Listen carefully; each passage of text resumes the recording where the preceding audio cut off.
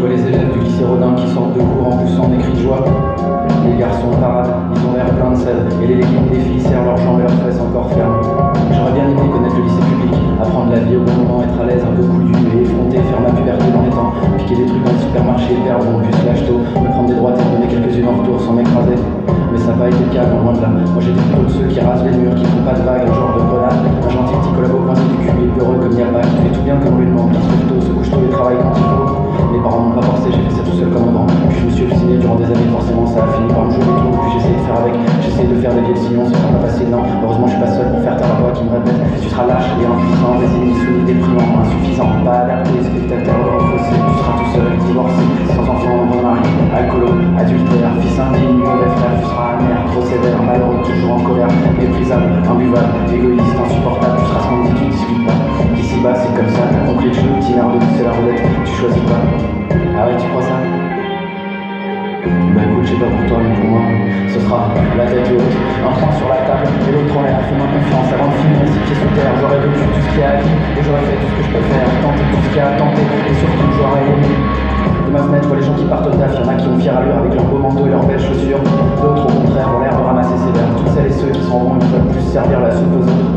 Ma conscience de petit blanc me rattrape aussitôt. Tu vois, tu devrais arrêter de te plaindre. Pourtant je sais pas, est-ce que c'est nous qui sommes devenus des baltrins ou bien est-ce que c'est le monde qui part en vrille? Parfois je me dis qu'on nous a tellement habitués au monde de la culpabilité qu'on est devenu incapable d'y voir clair. Par exemple, moi pendant longtemps je me suis acharné à manger dans une boîte, à avoir une vie normale, sans accro, sans risque, sans drame, avoir un métier normal, un salaire normal, des sentiments normaux, une femme normale, une mort normale, etc. etc.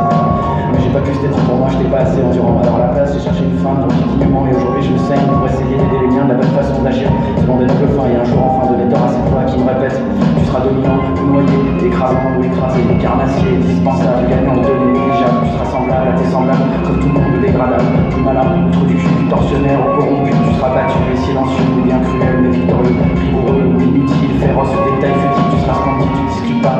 Ici-bas c'est comme ça, t'as compris le jeu, petit merdeux, c'est la roulette, tu choisis pas. Ah, tu crois ça?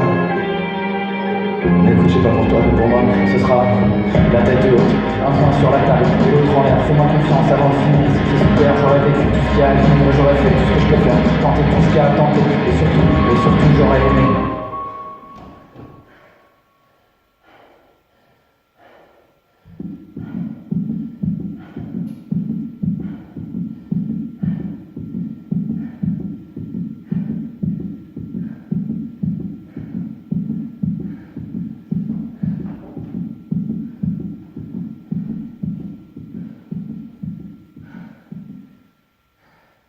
Et surtout, j'aurais aimé. Parce que l'amour, ce n'est pas simplement un sentiment vif que l'on sent résonner au fond de soi.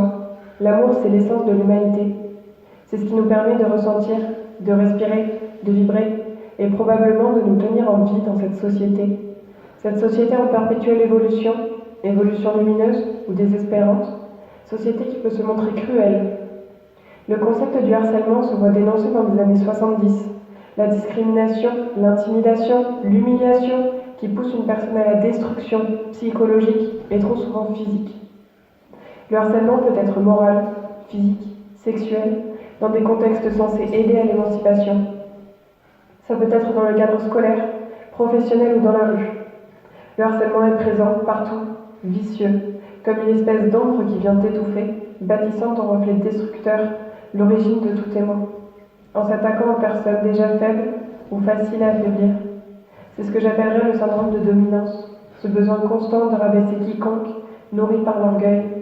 Alors à toi, qui en es victime, rongé par la peur que ça s'intensifie, que ça ne s'arrête plus, la peur de te sentir faible, de te montrer faible ou de te sentir jugé. À toi aussi, qui n'en es pas victime, mais qui connaît peut-être de près ou de loin une personne touchée, en détresse vitale.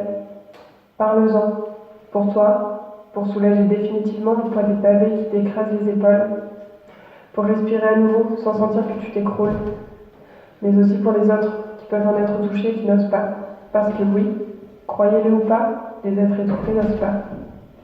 Personne ne doit traverser ça seul, il faut avoir confiance.